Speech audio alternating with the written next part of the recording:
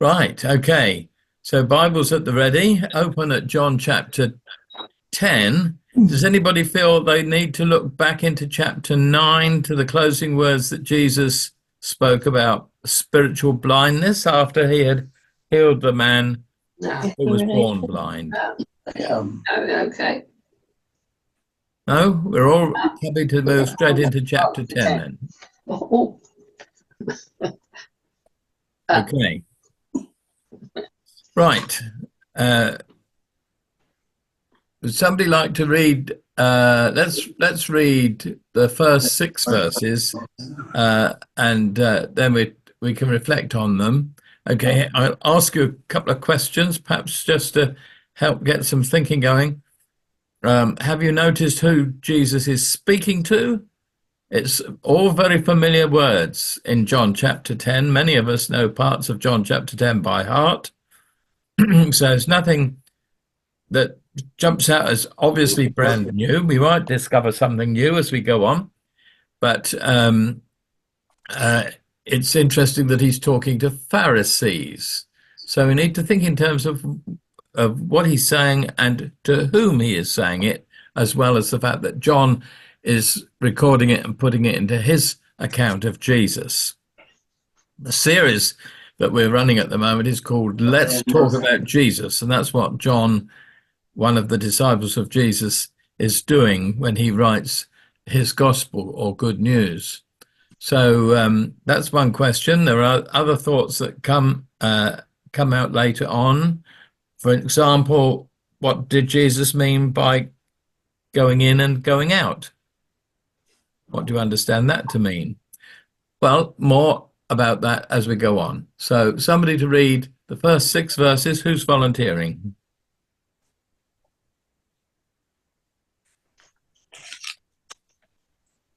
Okay, I'll do it. Thank you, Clive. Very truly, I tell you, Pharisees, anyone who does not enter the sheep pen by the gate, but climbs in by some other way, is a thief and a robber. The one who enters by the gate is the shepherd of the sheep. The gatekeeper opens the gate for him, and the sheep listen to his voice. He calls his own sheep by name and leads them out. When he has brought out all of his own, he goes on ahead of them, and his sheep follow him because they know his voice. But they will never follow a stranger. In fact, they will run away from him because they do not recognize a stranger's voice. Jesus used this figure of speech, but the Pharisees did not understand what he was telling them. Thank you, Clive. And that was from the New International Version. We've got different versions available to us this evening, so it's always good to have something. If as you're listening, you find you reading something different in front of you, something perhaps that casts a different view on things, please do share it. You need to remember that translations always contain something of those who put it together. The NIV was put together by committee, so they were able to moderate their opinions with one another. Doesn't mean to say that they end up getting it right, and it doesn't mean to say that we know what is right and what is wrong. But it's good to hear different versions that do cast different lights on things. One of the popular modern translations is merely the work of one person. The various books in the Bible were dealt with by different scholars, and so you get in that particular version, I won't mention its name, you get very much one person's opinion as to what one word in Greek should be translated. I've been very concerned about some translations from the Greek recently. So we've listened or read the first six verses, where it starts off by telling us straight away that Jesus is putting this to the Pharisees. You'll remember that Jesus has had a run-in with the Pharisees on several occasions already. They are very cross with him because, in the first place, he suggested he had a special relationship with God as his father, and they didn't understand that and had difficulty with that. But since then, they've had other issues. His doing healings on the Sabbath has caused annoyance. These people keep the letter of the law very pedantically, and Jesus seems to have his own interpretation of the law, and therefore they see him as an outlaw, as a real rebel. So he's got a following, and that's annoying them. So after he'd healed the man who was born blind, the man born blind was brought to the Pharisees. The Pharisees wanted to know who it was that had done this healing and how it had happened on a Sabbath. And so there's been an issue. So Jesus has been entangled with the Pharisees over contention as to who he exactly is. That's the big question. Who is Jesus? Okay, so then it continues with this. Suddenly, quite abruptly, we get this introduction to this allegory. It's not a parable, it's an allegory. It links up perhaps with parables. For instance, in Luke 15, we get a parable of the lost sheep. So there are similarities, but we have to be a bit careful when we're dealing with parables and allegories. They are used to provide light onto an issue, and therefore very, very valuable. But we have to be very careful in our understanding and interpretation, not to feel that we have to apply and explain what each actor in the story is. If we go down that road, we could get ourselves into complications. But we can learn a huge amount from parables and allegories, and I hope we will this evening. So let's open it up for conversation. Anybody spotted anything they want us to talk about for a few moments?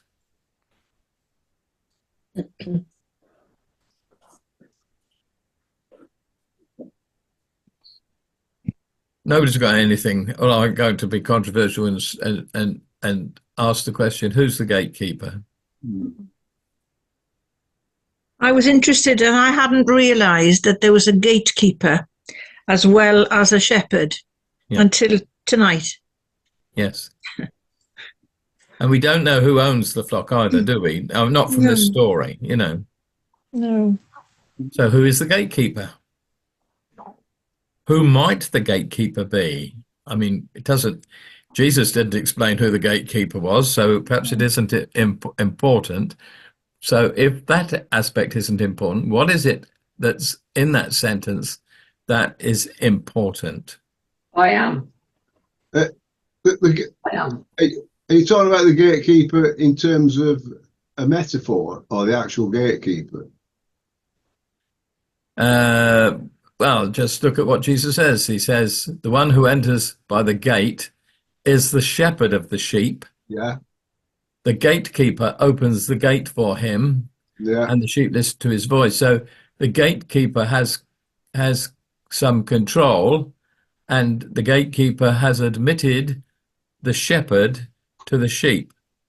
Yeah, because the gatekeeper is the man that controls the pen, and he makes sure that the right shepherd comes. He recognises a shepherd, and he makes sure that is a shepherd for that particular flock, and so they don't get stolen. And yeah, can we ask Chrissy what she was going to say as well? There's another I am. Oh, yes. Okay. Yes, thank you. yes. Watch out for the I ams. We might have a good conversation about them at the end of our series. Just picking up on what Bob is saying, is the issue that we need to think about not so much who is this gatekeeper that we don't have labeled other than he's a gatekeeper? Is that the issue? Or is it the issue that the gatekeeper has recognized the right of the shepherd? Is that the issue that we particularly need to note? The shepherd belongs there, and to reinforce it, he says, the sheep listen to his voice. And then goes on to say, he calls them by name.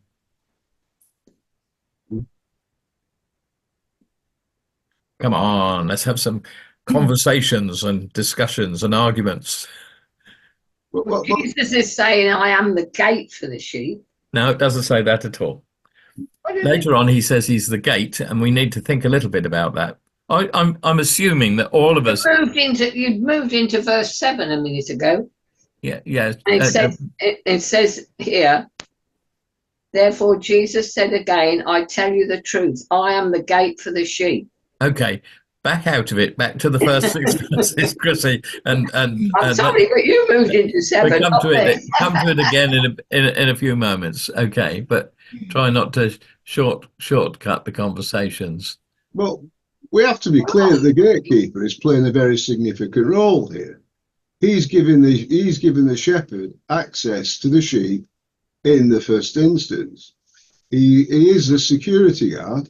It's making sure that the shepherd is the right one owns that flock of sheep.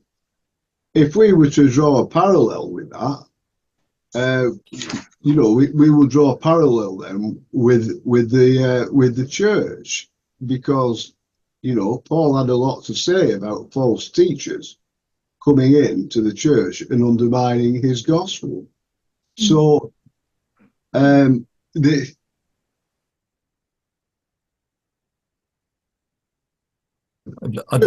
think you froze for a minute there, Bob. Flock, who is leading that flock, and what that message is. I mean, we cannot be sure exactly who the gatekeeper is, and we cannot necessarily be sure that it's important for us to know.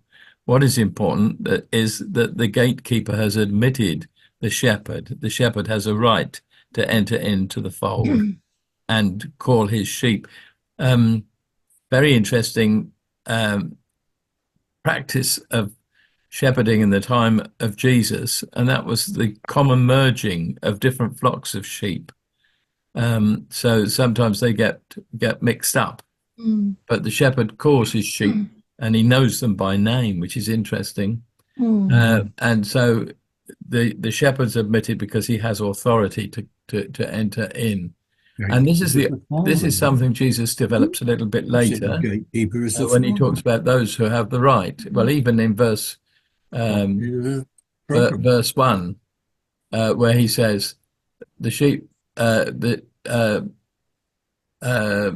anyone who climbs in some other way is a thief and a robber. So that means the gatekeeper has got a significant role to play. Yes. It's not irrelevant that there's a gatekeeper. No.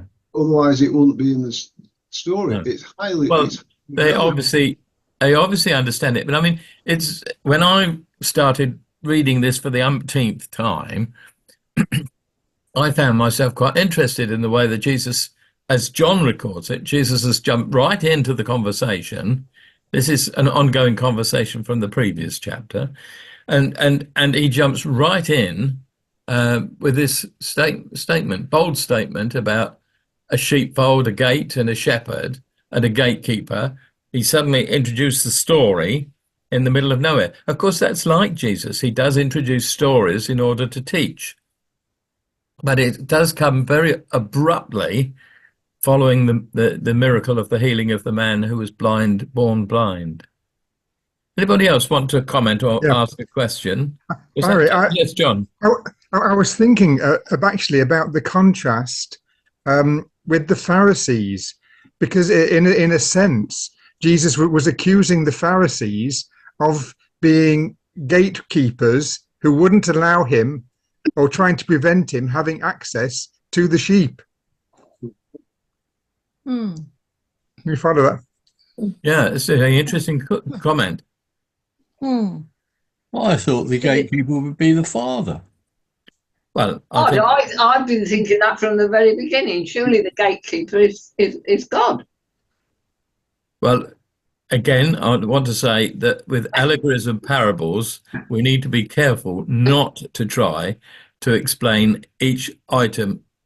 It can lead you into problems and difficulties. But I'm My just saying prime that's what I thought. I'm not saying That's all I'm right. not leading you in. Yeah, no, that's fine. I mean, a prime example is the story of the wise and the foolish virgins, and the fact that some of the virgins go off to buy oil, and what does the oil symbol? You get into all sorts of funny knots if you're not careful. So don't stress about it too much. Your thoughts and your opinions are very welcome. And the fact that there is an authority, that only those who have the proper right to enter in are admitted, thieves and robbers are kept out.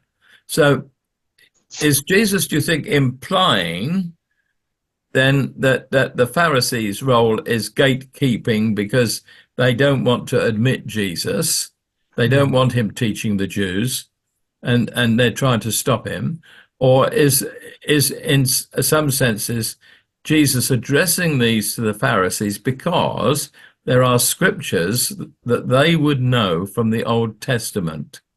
And what we can do with our discussion this evening is bear in mind what else the Bible has to say about shepherds.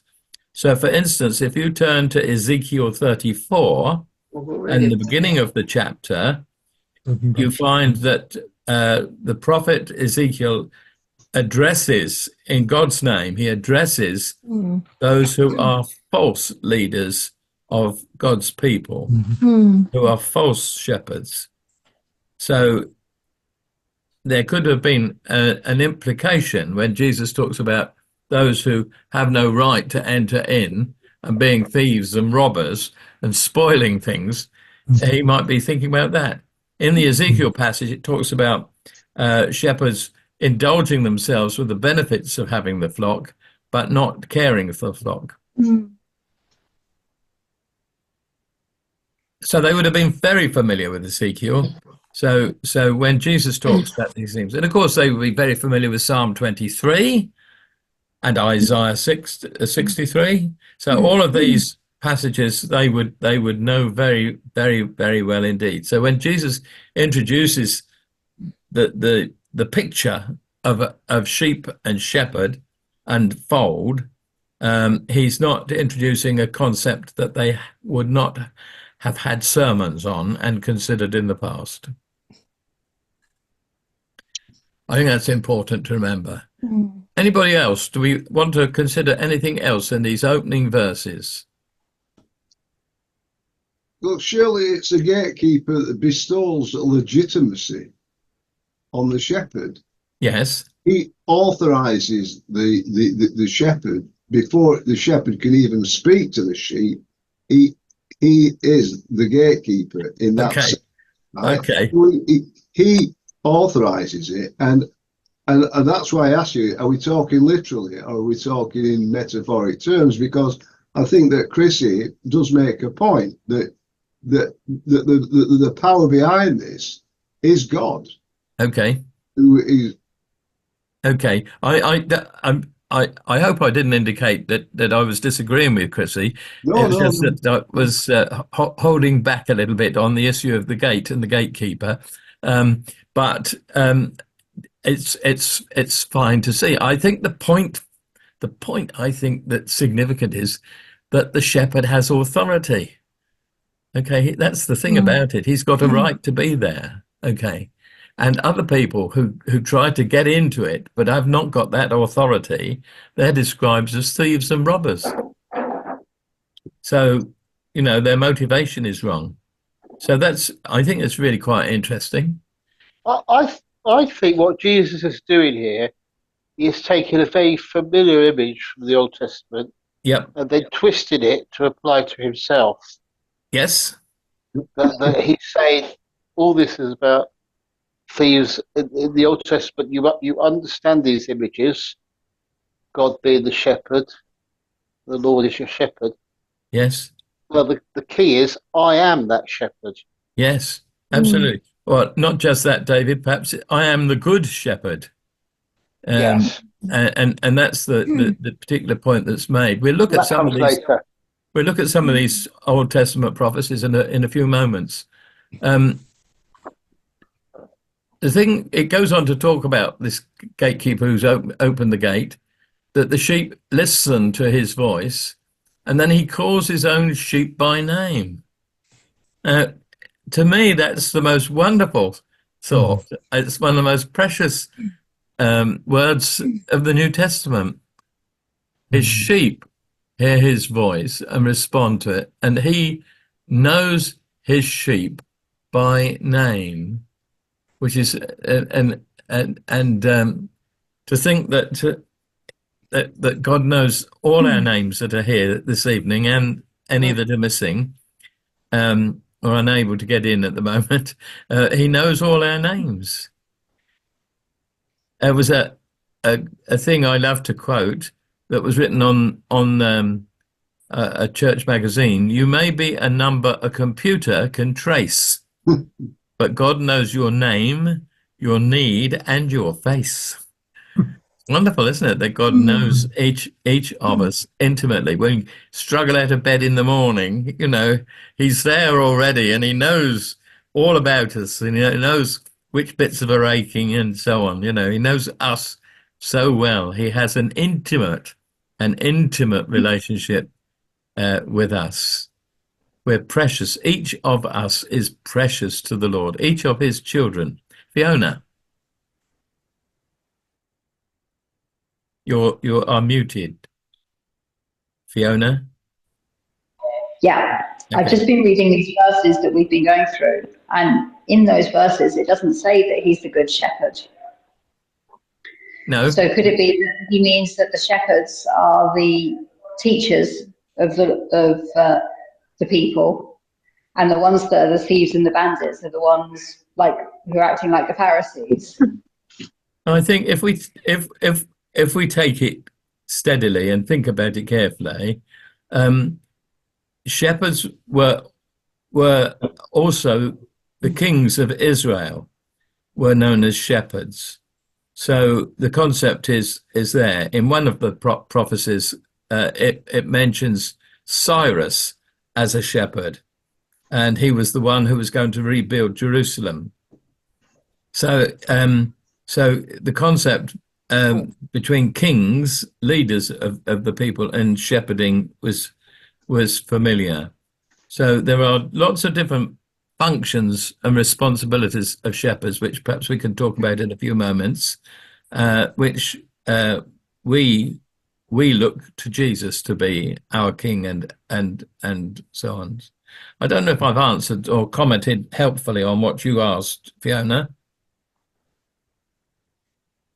Feel free to come back. Further down in the passage, it talks about him being the gate. And then further down again, it talks about him being the shepherd. Yes. So he's actually giving himself two different roles further down. Yeah. That's kind of not helpful, is it? If we want to explain who he is and how he fits in, how can he be both the shepherd and the gatekeeper? We'll look at that a little bit later. You may already have some thoughts about that, but we'll come back to it, and you can have your say. Please do have your say later on. But you could also say, how can Jesus be the Son, the Father, and the Holy Spirit? I think this concept that God is more than one thing, you've got another little trinity there almost. Yes. And I seem to remember from my Sunday school days that the sheep, there wasn't actually a gate on the sheepfold, it was a person. Yeah. Yes. The gatekeeper was a person who would lie in front of the It says it in here. yeah. And so Okay. I can't see why Jesus can't be the gatekeeper as well as the shepherd. Thank you, David. I'm glad you can't see it. I think that for some people, perhaps for whom the passage is less familiar, or they're less familiar with the story of Jesus, might stumble over it.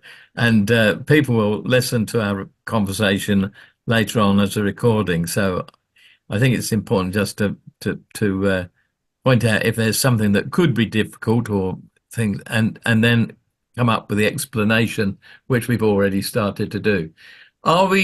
Anybody wanting to comment about the concept of Jesus knowing his sheep and knowing them by name? No. I had an experience of a shepherd once, um, teasing him. I asked if he had managed to count all his sheep, and he said, "I don't count my sheep, I know them."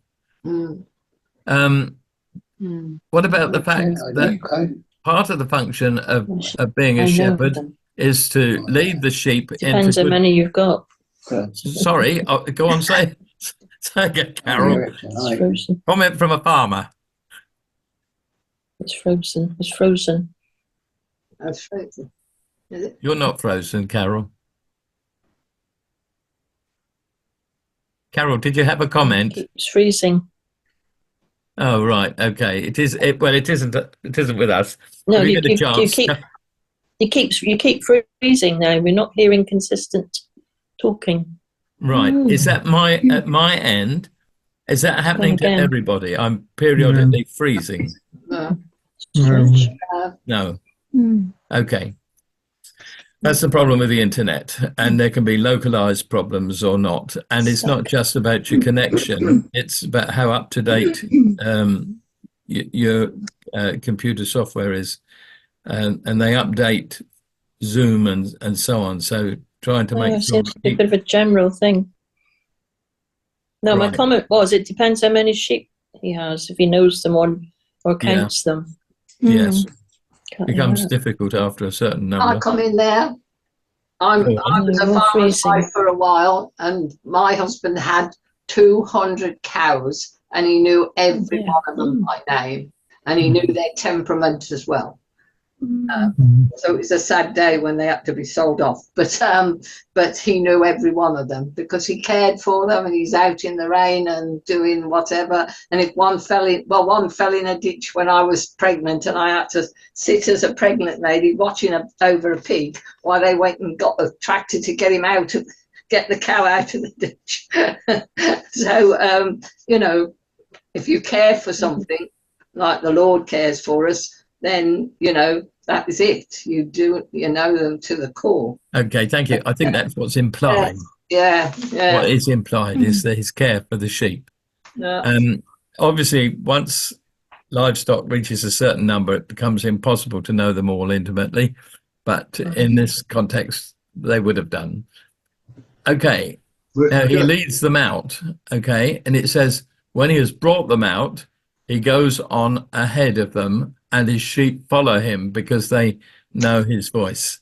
So he brings them out of the sheepfold and he leads them. Just think again, Psalm 23, being led into pastures green or beside still waters or in paths of righteousness. So he leads. So again, hopefully we have experience of what it means to be following Jesus. In a sense, I think it's ever so easy because this is a passage that's familiar as a gospel passage, as something about people coming to faith in Jesus. But of course, it's about an ongoing relationship. It doesn't stop, when we first come to know Jesus. But all the functions of a loving, caring shepherd, God demonstrates in his relationship with us. He leads us. He leads us into pastures rich. He leads us beside still waters where there's peace and quiet and refreshment. All of these things he does. Right. Okay. I mean, that's why it is so profound when we're told that the shepherd knows all his sheep by name. That, God sees sparrow that falls. He knows even that hairs on your head are counted, as we're told. There's nothing that God doesn't know about us. We are known. And I think that really is really one of the fundamentals of the Christian faith, to know that we have a God that knows us and loves us, because the great tragedy in the world is that people feel unloved and they feel that nobody cares about them, and that this life that we live is totally meaningless. It's just a great big accident. And yet here we have Jesus saying that each one of you is known. And, you know, as Christy said about the cows, you know, all these cows will be known by the farmer individually and the personality. Can I just say, a few years ago, Manchester, I think it was at Manchester University, they did a study of bees, and they were able to attach these microscopic cameras onto these little bees. Now, you know, we used to think that these insects had no personality, that they were just cloned and they were just kind of part of this soulless, you know, or kind of meaningless mass that just acted according to some kind of computer program. But actually, each bee is an individual creation with its own personality. Its own personality. And they were able to determine this by the way they saw these bees working and operating. And they all had a different way of, if you like, of being. But forgive the fun. Thank you, Bob. Okay. That's the glory of creation, isn't it? That every tiny little thing is known and is individual to itself. It's absolutely mind-blowing, I think. Yes, we're all different. We all have different personalities, but the same loving God knows all about it. Each of us loves us.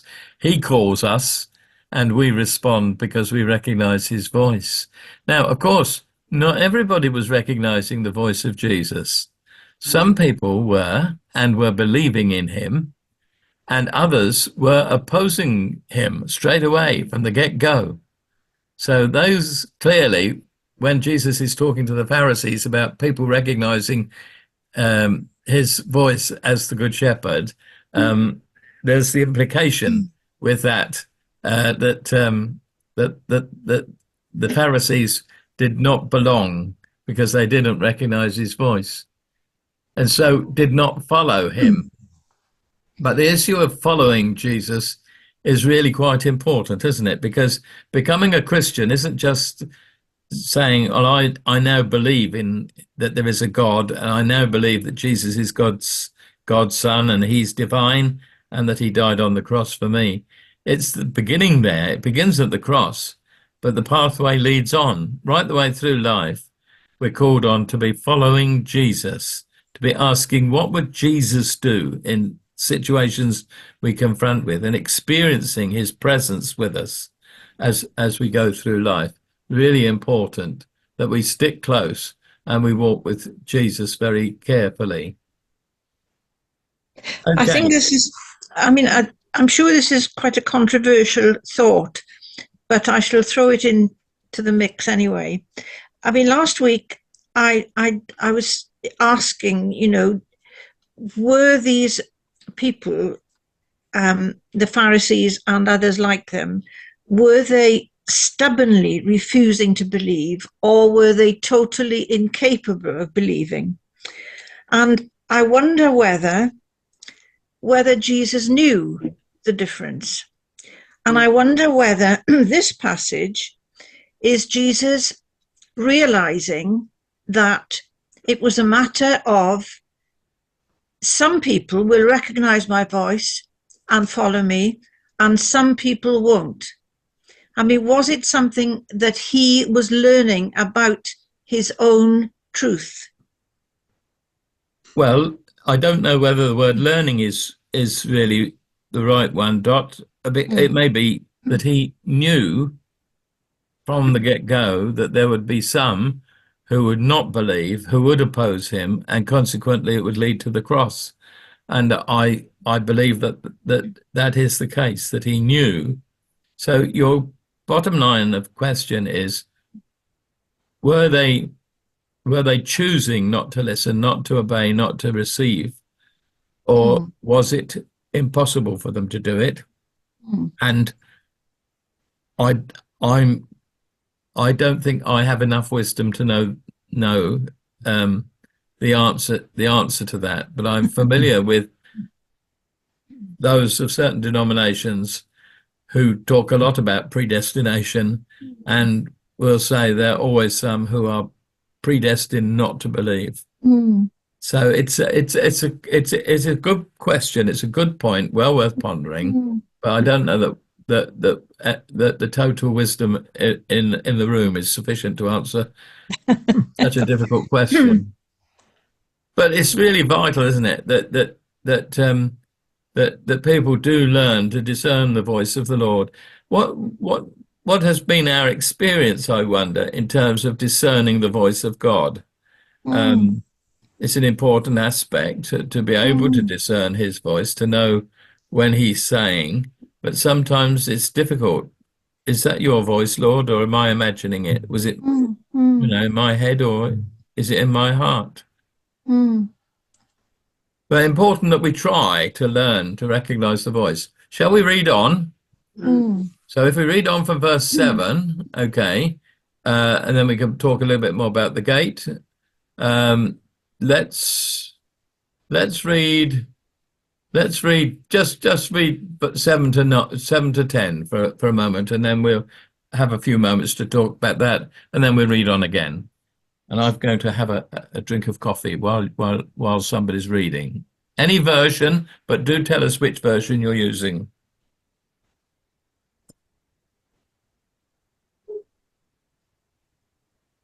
The dog's next door making such a noise. I can't concentrate. So I'll go then. Therefore, it's NIV. Therefore, Jesus said again, I tell you the truth, I am the gate for the sheep. All who ever came before me were thieves and robbers, but the sheep did not listen to them. I am the gate. Whoever enters through me will be saved. He will come in and go out and find pasture. The thief that comes only to steal and kill and destroy. I have come that they may have life and have it to the full. Thank you very much. Which version was that, Chrissy? NIV. Thank you. Right. Okay. Well, there's some super bits in there. Anybody want to comment if you were struck by something, or you think you'd like to underline something, or if you've got a question? Anybody want to keep the conversation going?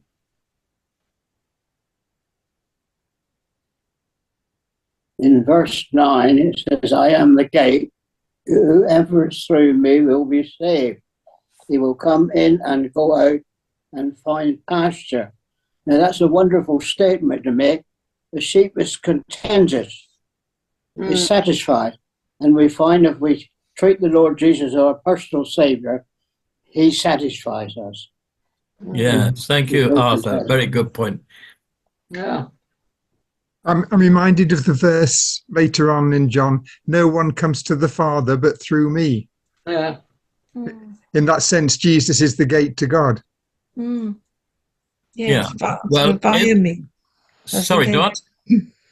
Sort of, it comes via me as the gate, sort of through me, a very sort of physical sense. Yes.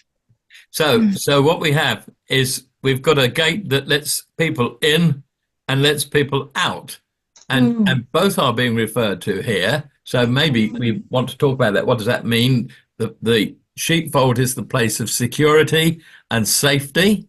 Okay, so we can enter in. So we can enter in through the gate and experience salvation, or in actual fact, the Greek means will be kept safe. Okay, but I have no problems with the language of salvation, so I'm quite comfortable. So we enter in to the sheepfold for safety and security, but the same gate, same person of Jesus, lets us out in order that we might enjoy rich pasture land. So he's the source of our sustenance and salvation, as well as the source of our security. I think that's what it means. Anybody want to disagree? No. Thank you. But I think for sometimes when you're reading it, you're thinking, why would I ever want to go out again? I've just come in. I don't want to turn around and go out again. But that's not what it's saying, okay? The picture is, as was mentioned earlier, that the usual practice in the time was that there was one narrow opening and the sheep had to pass through to go in or to come out. And in order to make the thing totally secure, it was the normal practice that a shepherd would lie across the gate so that anyone coming to do any harm would have to be dealt with by the person on the gate first. So we have the picture of Jesus being our source of security. We're not just in the sheepfold, but we're kept safe by the presence of the shepherd. David, when you think the fact that he was a king of a nation and had all sorts of responsibilities and so on, and yet he can think back to his youth when he functioned as a shepherd, and he could say, "The Lord is my shepherd." No, it was amazing. And reflecting on it, you can imagine him having that moment, pondering on it. What a wonderful thing it is to be able to say, "The Lord is my shepherd." As well, when you're in the fold for safety, you're not, the sheep aren't eating, they're sleeping at night and that sort of thing. So they go out into the other pastures in the daytime to get fed, and so he's caring for them both ways, isn't he? He's caring for their well-being so that they're out and eating and drinking in the day, and he's watching over them, he's with them all the time, and then at night they're sleeping and they're all together, and so they're not eating loads of grass. That's he knows our needs and responds to our needs, not just spiritual, but mental and physical. He knows our needs. He loves us and he cares for us, and we ought to be able to feel secure, though sometimes we don't. No. But just being conscious, we have read about feeding the 5,000. He cared about this great crowd of people who were hungry. He cared about people who were sick and healed them, and people who were considered to be outcasts. I mean, if you remember back to the man born blind, it starts with a question from his disciples: who sinned, this man or his parents? You know, they believed that if somebody was sick, as the man born blind was, they had an impairment, then it was a clear indication that there was sin involved somewhere. Either he had sinned or his parents had. Well, if he was born blind, he couldn't have sinned in the womb, so it must have been his parents. But Jesus he scotches that opinion immediately. He says, neither. Nobody was born blind was here in this state because of sin, but so that God's power might be revealed. So he knows all about us and he provides for us. So when we have the prayer that we call the Lord's Prayer, the prayer that Jesus taught his disciples, it includes, give us this day our daily bread, meet our daily needs, supply what we need. Okay, any further questions on verses 7 to 10? Yes? Sorry, Clive. I don't want to upset the apple cart, but I must say I have a little sympathy for these Pharisees, because they've been brought up all their lives, right from birth, to believe a certain path. And here's this, excuse the term, young fella coming in and telling them, you know, it's all wrong, you've got to change.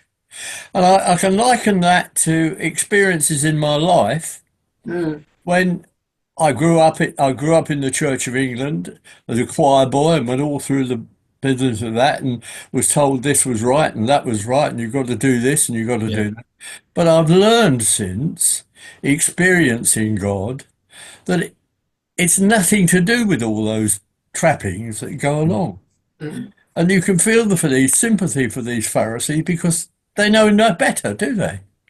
I think I made that comment last week when you weren't able to be with us. Oh, a certain amount of sympathy for the Pharisees struggling to believe and being frustrated. And in fact, the gospel, particularly as John presents it, has constantly this tension over who Jesus is and their prejudices in the past. I'm very conscious of how prejudiced we are as Christians about certain kinds of people. We used to be prejudiced against black people.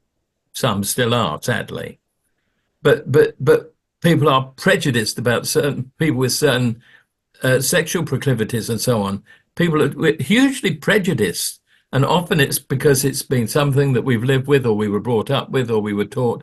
And we haven't always studied hard enough or looked hard enough to find out what the information is. So the Pharisees, who thought they were the bee's knees when it came to good theology, this was a tough one. They were being challenged, and challenged by an outlaw who didn't keep the law, kept breaking the law, in their eyes. Not necessarily that was generally true, but in their eyes, Jesus was not only a radical person, but an outlaw. So thank you, Clive. Good point. Right. Reading on then from verse 11 to 13. Somebody like to read that? Sorry, Barry, could I just say something about this gate that Jesus talks about, this narrow gate? He says that, if anyone enters by me, he will be saved. It's a narrow, he says it's a narrow gate. And in the Gospel of Matthew, he tells us that broad is the road to destruction, but narrow is the gate to salvation, and very few find it. What Jesus, when he is speaking with the Pharisees, he's trying to teach people how to be a better Jew, how to interpret the law. So he gives us the story about committing adultery. It's no use saying, well, I don't commit adultery, but if you lust after... Got the Good Samaritan as well. Committed it in your heart. He tells us about the mode of prayer, about making ostentatious prayers in public, and tells us to go into and teaches us how to pray. It gives a whole list, a whole number of lessons to the Pharisees. And what these lessons do, they should cause us to examine ourselves, and to say, do we really measure up? Can we stand before the throne of God? Can we stand before the throne of God? And can we truly say that we have lived by his word and read his word and lived by it? Or is there some, and that's it. It's not that we can be perfect, but it narrows, and so that gate becomes narrow and narrower, because it's okay, there's all these things. Well, I'm an honest man. Yeah, you're an honest man, but you run a business and you fiddle your tax, right? And you think, well, everybody does it. So and these kind of things go on, and to live with the level of integrity that Christ, demands and commands of us, is that narrow path. And we do have to be careful about that broad road, because it's always seen as, well, let's go with the times. Let's just do what the secular world does and everything. And there it is. And then we're no longer on the narrow path. We're on the broad road to destruction. I think, Bob, that the point that you particularly made, which is helpful, is if you're confronted with a situation where there might be temptation, and somebody says, well, everybody does it, that's a good lesson to say, that's not the way I want to go. I don't go down with the crowd. Perhaps a burning question for this evening for us all to ask ourselves, and we're into the business of searching our own hearts, is, to what extent am I listening to the voice of Jesus? To what extent am I hearing it? God speaks through Scripture, and he also speaks straight to us. The Holy Spirit within us speaks to us as well.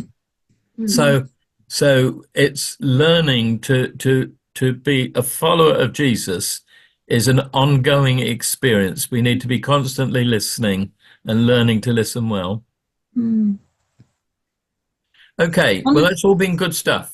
So we haven't had 11 to 13, have we? So we need somebody to read 11 to 13. I'll do that from the Good News. Okay. I am the good shepherd who is willing to die for the sheep. When the hired man, who is not a shepherd and does not own the sheep, sees a wolf coming, he leaves the sheep and runs away. So the wolf snatches the sheep and scatters them. The hired man runs away because he is only a hired man and does not care about the sheep. Thank you. So here Jesus is declaring himself to be the good shepherd, and again the scriptural history is bringing out the fact that there were false shepherds in the past, but he's talking in practical terms, that somebody who's employed and just doing it for a job doesn't put their life at risk, but the good shepherd is willing to sacrifice himself for the sheep. So he risks his own life. He's willing to lay down his life for the sheep. And of course, that's exactly what Jesus has done for us. He's laid down his life. He gave his life for us and our salvation. So that's the amazing, right at the heart of this allegory, this statement, I'm the good shepherd. The good shepherd lays down his life. Jesus talks about having the authority to lay it down and to take it up again. He talks about that in verse 17. So that's why his Father loves him. So he's willing to lay down his life. So periodically I ponder on Jesus in Gethsemane praying, if it's possible, let this cup pass from me, but nevertheless, not what I want, but what you want be done. So, okay, there's not a lot I think that we could say in this passage unless we wanted to be particular and say who's a wolf and who's a robber or whatever, and I don't think I can do that, or who hired hands are. I don't know whether Jesus was implying that there were some who were religious leaders who did it just for the job, that weren't sincere. Well, we've got plenty of them today, haven't we? We do, yeah. You know. Yeah, we have people who come to positions of leadership politically for aggrandizement or for rewards of some kind, not for service. But a good shepherd will always give his life for the sheep. A good shepherd always loves the flock and is prepared to sacrifice. We have to follow in the way of Jesus. Jesus said to his disciples at the end of his ministry, as the Father has sent me, so I'm sending you. He was sent to sacrifice. Later, Paul talks about being willing to lay down his life. And we have to think about it in the way that the Father sent the Son. That's the way we're sent, the pathway of humility, pathway of love and of service. So it's really all quite important. In this passage, David, hold on just a second. David, if you can hear, God bless you. We'll be praying for you at the end of the discussion.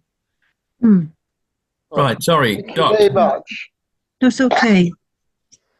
Yeah, in this passage, the shepherd is the owner of the sheep, whereas in the earlier passage, it doesn't say that, does it? It implies that maybe the sheep were owned by a farmer and the shepherd was sort of hired by the farmer. But in here, it's the shepherd who owns the sheep. Is it? Mhm.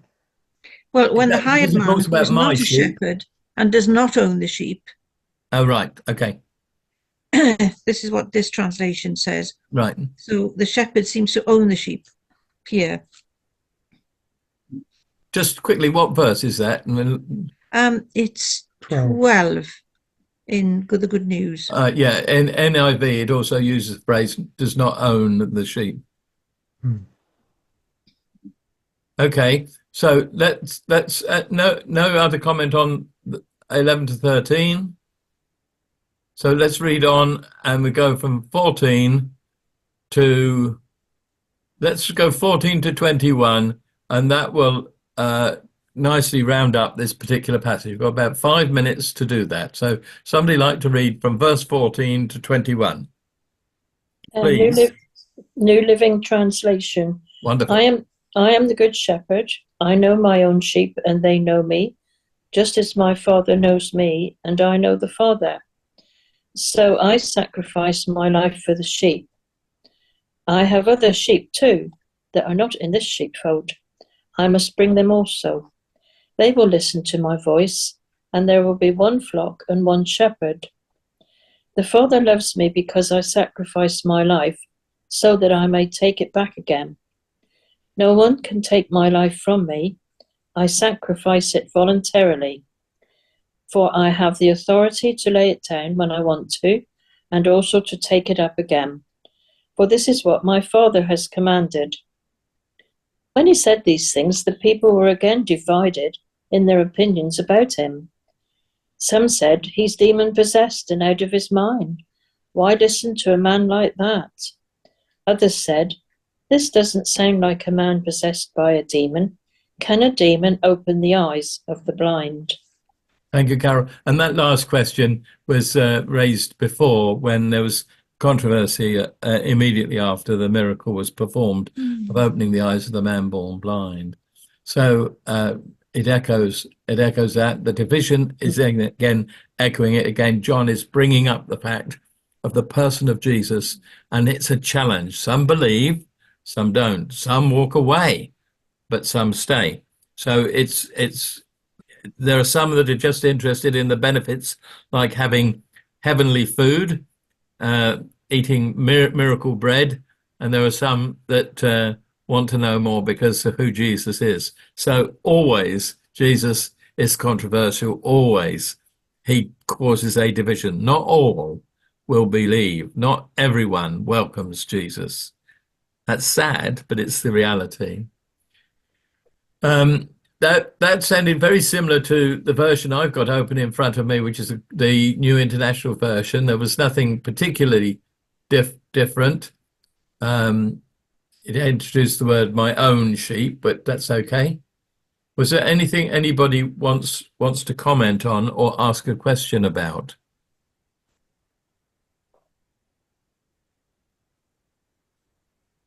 In verse 16, where Jesus said, there are other sheep which belong to me, etc. Are we thinking that these are us, the Gentiles? I think so, Dot. It's what most Bible scholars maintain. We don't know for sure, but it makes sense if he was alluding, because he's talking in a Jewish context and he's talking to Jewish leaders, the Pharisees. So he's alluding perhaps to the Gentiles. John does introduce the concept of Jesus being the light of the world, being the savior of the world, and the gospel being for the world, so on. He's already been gently, subtly introducing that. And of course, that is a major aspect of the Christian gospel, that it is universal, that nobody is excluded. Nobody is excluded. I used to sing a song, I don't know if I quoted it recently, because it's been on my mind recently, we used to sing in Sunday school, Jesus loves the little children, all the children of the world, red and yellow, black and white, all are precious in his sight. Shouldn't really use language like that these days. But he loves everybody, the gospel's for all. Nobody is excluded. It doesn't say God so loved the world that he gave his only begotten son, but not for those people over there. The gospel's for all. Okay. Any other comments?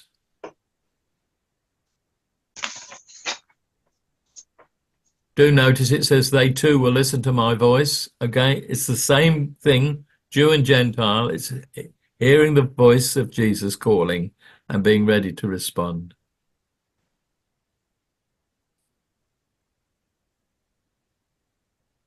What about verse 15? That probably caused a bit of a stir in his day, particularly with the Gentiles. just as the Father knows me and I know the Father. Or they didn't like that sort of comment. They said so before. Visiting and knowing the Father. Okay, but just as the Father, it's our relationship with the shepherd is the same as the relationship of the Son to the Father.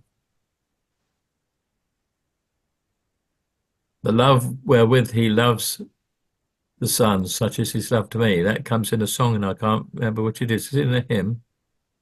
The love wherewith he loves, such is his love to me. It'll come to me. No other comments or questions? Okay, what I thought might be interesting to do, if you're up for it, is if I share my screen and we very quickly look, we can pick up on these if necessary on another occasion. Right, I think that's it. Right, you should be looking at a page which has got at the top Isaiah 44 verse 28. Have you got that? Yes. Okay. Now, if you want to get it clearer, I don't know if it helps, but to be on speaker view, no, it won't make any difference. Right, but you can change your screen. There's a vertical line between those who are participating in the conversation and the thing that we're looking at. If you hover over that line, you can then left click and move it to the right or the left, so make it larger or not. But I can make it a bit larger if I just do that. What? Come on. I can't do that. Right. Can you not do it? No, I'll lose it. Takes a bit of practice. Right. Okay. Can you read what's on the screen? Yeah. Yes. Okay. Just about, yeah. Okay. I don't know if I can make it any larger. Well, I can do. I can make it a bit larger that way. Right, that should be better. Yeah. Right, okay. So Isaiah 44:28. This is what the Lord says: Your Redeemer who formed you in the womb, who says of Cyrus, that's the king, he is my shepherd and will accomplish all that I please. He will say of Jerusalem, let it be rebuilt, and of the temple, let its foundations be laid. So he played an important right. Who was Cyrus? What nationality was he? Persia. Greek. He was a Babylonian, I think, was he not? So, So it's to do with the return of Israel after the exile. Isaiah 40, there's a lot in Isaiah 40 worth looking at. See, the sovereign Lord comes with power, and he rules with a mighty arm. See, his reward is with him, and his recompense accompanies him. He tends his flock like a shepherd. He gathers the lambs in his arms and carries them close to his heart. He gently leads those who have young. Has anybody got music going through their head as we looked at that? Yes, Handel's Messiah. Yes. Yeah. Okay. Jeremiah 31:11. Hear the word of the Lord, you nations. Proclaim it in the distant coastlands. He who scattered Israel will gather them and will watch over his flock like a shepherd. We get it again, the Lord being a shepherd to his people. Micah, who prophesied about Bethlehem being the place where the Messiah would be born, says, hear the word of the Lord, you nations. Proclaim it in the distant coastlands. He who scattered Israel will gather them and will watch over his flock like a shepherd. So the same prophecy from a different prophet. Zechariah says, awake, sword against my shepherd, against the man who is close to me, declares the Lord Almighty. Strike the shepherd and the sheep will be scattered. I will turn my hand against the little ones. So if you remember in the Gospels somewhere, it quotes that strike the shepherd and the sheep will be scattered, which is what they thought they would do by crucifying Jesus, but it did not work, of course. And then Ezekiel 34, again, like Isaiah 40, Ezekiel 34 is fundamental. This is what the sovereign Lord says. I myself will search for my sheep and look after them. As a shepherd looks after his scattered flock when he is with them, so will I look after my sheep. I will rescue them from all the places where they were scattered on the day of clouds and darkness. I will bring them out from the nations and gather them from the countries. I will bring them into their own land. I will pasture them over the mountains of Israel, in the ravines and in all the settlements in the land. I will tend them in good pasture, and the mountain heights of Israel will be their grazing land. Then they will lie down in good grazing land, and there will be feed in a rich pasture on the mountains of Israel. I myself will tend my sheep and make them lie down, declares the sovereign Lord. I will search for the lost and bring back the strays. I will bind up the injured and strengthen the weak, but the sleek and the strong I will destroy. I will shepherd the flock with justice. So aren't they marvelous words? Thinking about all of those various things.